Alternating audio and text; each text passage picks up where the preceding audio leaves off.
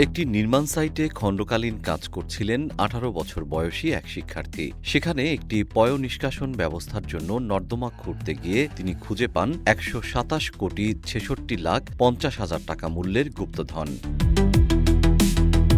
ঘটনাটি ঘটেছে বেলজিয়ামে। ওই শিক্ষার্থীর নাম কোবে। সংবাদমাধ্যম ভিটিএমকে কোবে জানান, মাটি খোঁড়ার সময় আমরা সেখানে কিছু একটা পড়ে থাকতে দেখি। প্রথমে ভেবেছিলাম এগুলো €১ কয়েন। এরপর একটি সোনার বার দেখতে পাই। তখন বুঝতে পারি বিষয়টি আমাদের ধারণার চেয়ে অনেক বড়। ১১ আগস্ট ব্রাসেলসের একটি পুরনো মদ তৈরির কারখানার জায়গায় কাজ করছিলেন ওই নির্মাণ শ্রমিকেরা। সেখানেই তারা সোনার এই ভাণ্ডারের সন্ধান পান। একটি ব্যাগে সোনার কয়েন, সোনার টুকরা এবং নম্বরযুক্ত সোনার বারসহ ওই গুপ্তধন রাখা ছিল।